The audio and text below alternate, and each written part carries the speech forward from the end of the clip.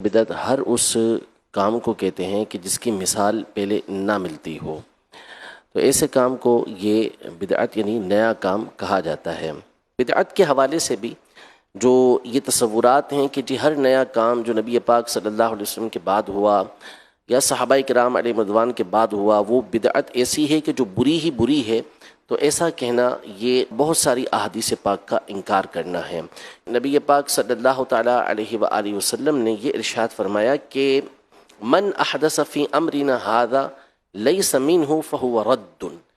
جس نے ہمارے اس دین کے اندر کوئی ایسا کام ایجاد کیا کہ جو اس دین سے نہیں ہے، لیس منہ، اس میں سے نہیں ہے، تو وہ مردود ہے۔ اس کا مطلب ہے، یہ علماء فرماتے ہیں کہ نبی پاک صلی اللہ علیہ وسلم کا ایک ایک کلمہ یہ اہمیت کا حامل ہوتا ہے۔ تو فرمایا کہ جس کی اصل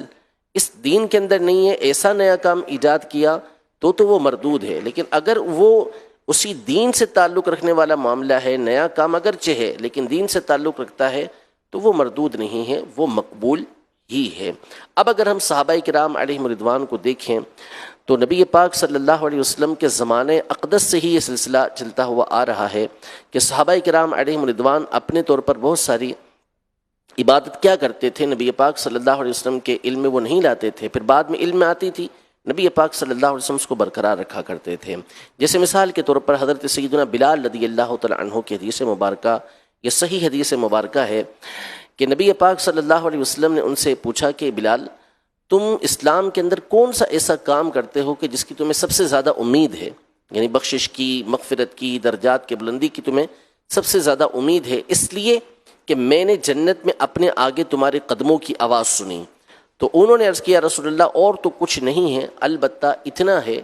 کہ جب بھی میں وضو کرتا ہوں تو جو اللہ مجھے توفیق دیتا ہے اتنی میں نماز ادا کر لیتا ہوں۔ نبی پاک صلی اللہ علیہ وسلم نے فرمایا کہ یہی بات ہے، یعنی وہ نبی پاک صلی اللہ علیہ وسلم کے علم میں لائے بغیر یہ کام کر رہے تھے، اور نبی پاک صلی اللہ علیہ وسلم کو جب معلوم ہوا تو انہوں نے اس کو برقرار رکھا۔ سیدنا ابو بکر صدیق رضی اللہ تعالی عنہ کے دور کے اندر ایک جنگ میں بہت سارے حافظ صحابہ کرام علیہم رضوان یہ شہید ہوئے۔ حضرت عمر رضی اللہ تعالی عنہ سیدنا ابو بکر صدیق رضی اللہ تعالی عنہ کی بارگاہ میں حاضر ہوئے، عرض کی کہ حافظ شہید ہو رہے ہیں اور قرآن ایک جگہ جمع نہیں ہے، اگر قرآن کو ایک جگہ جمع کر لیا جائے، یہ صحیح بخاری شریف کی حدیث مبارکہ ہے،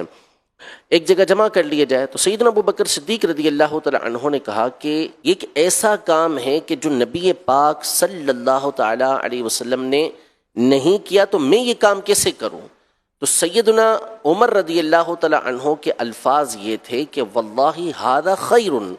یعنی اگرچہ کہ یہ کام نبی پاک صلی اللہ علیہ وسلم نے نہیں کیا لیکن یہ کام بہتر ہے، اچھا ہے، خیر ہے۔ دونوں کی گفتگو ہوتی رہی، یہاں تک کہ صدیق اکبر رضی اللہ تعالی عنہ اس بات کے قائل ہو گئے کہ حضرت عمر رضی اللہ تعالی عنہ درست کہہ رہے ہیں۔ پھر انہوں نے زید بن ثابت رضی اللہ تعالی عنہ کو بلایا اور ان کو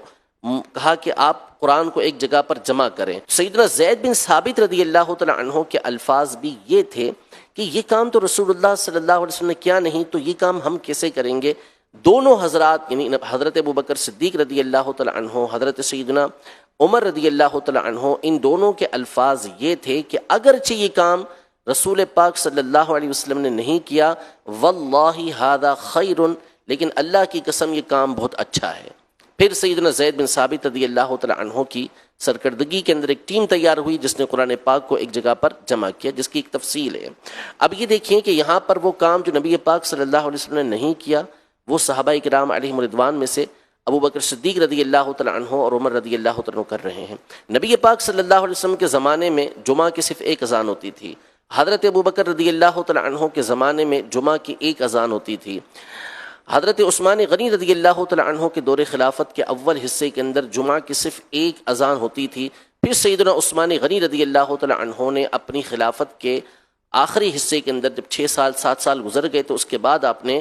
جمعہ کی دوسری اذان کا حکم ارشاد فرمایا کہ جب آبادی دور دور تک ہو گئی تو ایک نئی اذان آپ نے اس کا حکم ارشاد فرمایا۔ تو اب یہ دیکھیں کہ نبی پاک صلی اللہ علیہ وسلم نے یہ کام نہیں کیا، حالانکہ الیوم اکملت لکم دینکم، قرآن پاک فرما رہا ہے کہ آج کے دن میں نے تمہارے لیے تمہارا دین مکمل کر دیا ہے۔ حجۃ الوداع کے موقع پر مکمل ہو چکا تھا، لیکن اس کے باوجود یہ کام ایجاد ہو رہے ہیں، اس کا مطلب یہ ہے دین کے مکمل ہونے کا کہ اس کے قانون، اس کے اصول، اس کے ضابطے یہ سارے کے سارے مکمل کر دیے گئے ہیں۔ اب جو بھی ایسا کام آتا ہے کہ جو پہلے نہیں ہوا لیکن وہ شریعت مطہرہ کے اصول کے عین مطابق ہے تو پھر وہ اسی آیت مبارکہ کے تحت داخل ہے۔ آج بھی انکار کرنے والے افراد بھی اگر غور کریں تو بہت سارے کام وہ ہو رہے ہوتے ہیں کہ جو نیکی کے کام کہلاتے ہیں، دین کے کام کہلاتے ہیں، اور نبی پاک صلی اللہ علیہ وسلم سے، صحابہ کرام علیہم رضوان سے، تابعین سے ان کا کسی طرح کا کوئی ثبوت نہیں ہوتا۔ تو واضح طور پر حدیث مبارکہ بھی موجود ہے، اور ہمارے اسلاف نے واضح طور پر حدیثوں کی جو شرح کے اوپر مشتمل کتابیں ہیں وہ آپ پڑھتے چلے جائیں تو کل بدعت ضلالہ کے جو الفاظ ہیں کہ ہر بدعت گمراہی ہے، وہ بدعت کے آگے تشریح کرتے ہیں، ای بدعت، وہ بدعت کے جو مکروہ ہے، وہ بدعت کے جو حرام ہے، یعنی ایسی بدعت کے جو سیئہ ہے، بری ہے، وہ اس کی تشریح کرتے ہوئے کہتے ہیں کہ یہ چیز ہے۔ تو یہ بات کہنا کہ جو کام نبی پاک صلی اللہ علیہ وسلم کے زمانے اقدس میں نہ ہوا ہو تو وہ کرنے کی اجازت نہیں، یہ خود نبی پاک صلی اللہ تعالیٰ علیہ وسلم کی تعلیمات کے اور اسلاف کی تعلیمات کے خلاف ہے۔